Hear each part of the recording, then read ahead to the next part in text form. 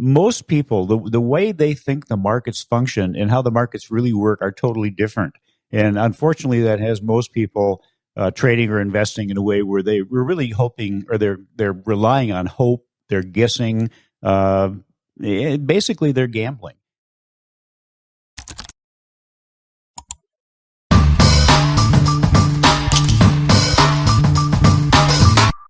Al, as I ended that last segment about financial education, there's a fine line there, because knowledge and skill building, I should say, is two separate things. I mean, you can go to college and they give a lot of knowledge.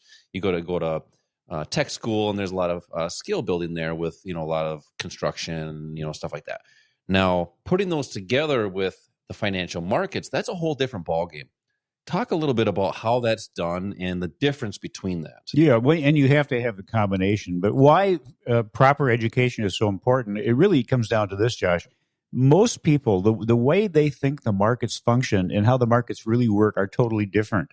And unfortunately, that has most people trading or investing in a way where they were really hoping, or they're relying on hope. They're guessing. Basically, they're gambling. And the problem is that you have really two ways of doing this. You can think, act, you can execute like the pros, or you can think, act, and execute like everybody else, basically amateurs. So how do you kind of bridge that gap? It's with the proper education. And we've gone from years ago where there was almost zero education, and still in the schools. Unfortunately, high schools, colleges are really not teaching this. But we've gone from kind of zero education to almost too much now. I mean, you can go to the library or Barnes and Noble, and you could spend the rest of your life reading books, getting knowledge on things. By the end of whatever time period you spend there, you're going to be so confused because there's so many different things that you're just going to throw up your arms and go, I give up. So what's important in proper education, some areas or some sources are informational. They give you the knowledge. Maybe it's a lecture, maybe a seminar, webinar. Some are theoretical when they go into kind of the mechanics of the different assets. But unless there is an experiential component, in other words, hands-on, you really can't properly build the skills to use the knowledge that you need to make you proficient and to be able to do this with confidence.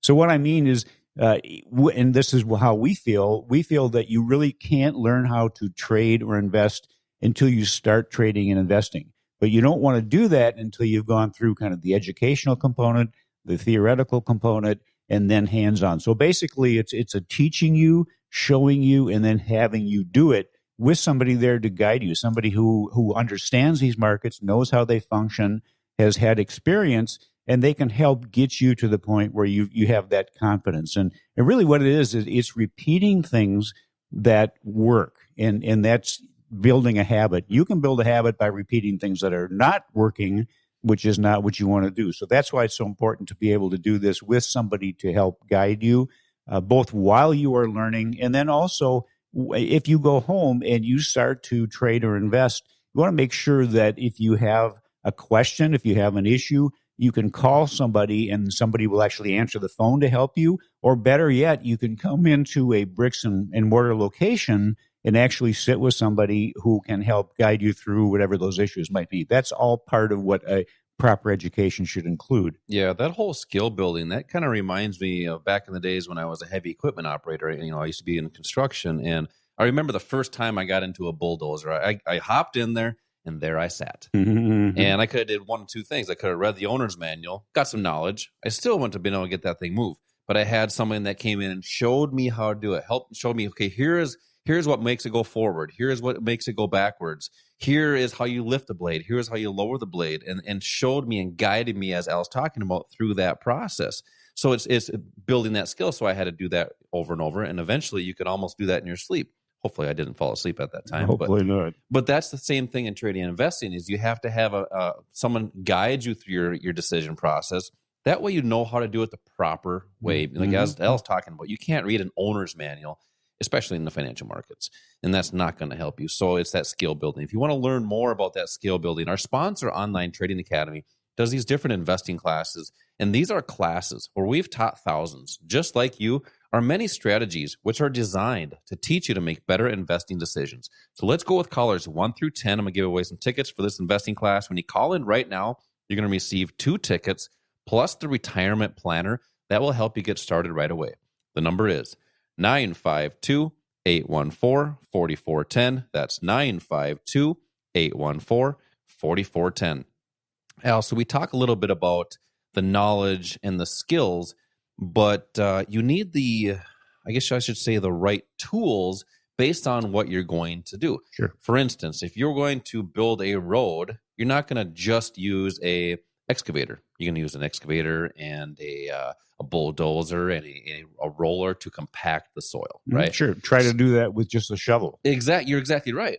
So you have to have those right tools. That's the same thing in the financial markets. Now, institutions, they use multiple tools. How are they creating income with these other tools, not just the stock market? Well, there's really two very important components to how you trade and invest. One is, this is going to be a little controversial, but one is learning how to time the market, time changes in price. I said it there. I said it right here on the radio. And you've been told you can't time the market. Well, you've been told that basically by two groups. One is a group that doesn't know how to do it, so they tell you can't. The other is a group that knows it can be done, but doesn't want you to do it because that doesn't benefit them. What benefits them is having you need them, feel that you can't do this on your own. And that's for monetary reasons. Absolutely. But what if there was an investment strategy that with a high degree of accuracy could identify in advance where the big buyers and the big sellers would enter and exit the market? Would that help? And it is designed based on what the institutions show us. And really what it is it's reading a price chart. We teach people how to read a price chart because everything you need to know is there. Every price chart tells a story. You just need to know how to read that story, much like a radiologist would read an X-ray. And that's the key. That's the first part of the first component. Yeah, the second component. I just want to just kind of confirm that too, because the core strategy is designed to teach you to make those better investing decisions. Exactly. And it was put together by people that worked on Wall Street that know how those what impacts price, what makes price change, what makes it move, because they were doing it. They were controlling order flow. So that kind of was built into the core strategy. The second component is the right asset to trade. And that is part of a plan. All of this is part of a plan. The plan should include that foundational strategy that helps you to identify the proper entry and exit points. And then the second component is what do you want? And in fact, I guess the best way to look at it is this. Look at what the end point should be. We know where you are now. You know where you are now. What do you want the future to look like? You have to identify that first before you can identify the best way of getting there. And for some people, it might be using one asset. For somebody else, it might be using something totally different. The assets that most people are familiar with are stocks and mutual funds. Those are all long-term strategies, long-term assets that you are told to hold on to for decades before you actually access any of the hopefully the profits that you have. But what if you have short-term needs? Maybe you have a family you're raising. You've got some kids you want to help go through college. Maybe you've got some emergency situations. You cannot wait decades to access what you need to cover those things now. So most people really need to have access to or education on the shorter term strategies that can help them with their needs now. And those same strategies you can utilize in retirement to generate some money instead of having to just rely on what is in your retirement accounts. This is a way of using those short-term income strategies when you're in retirement too.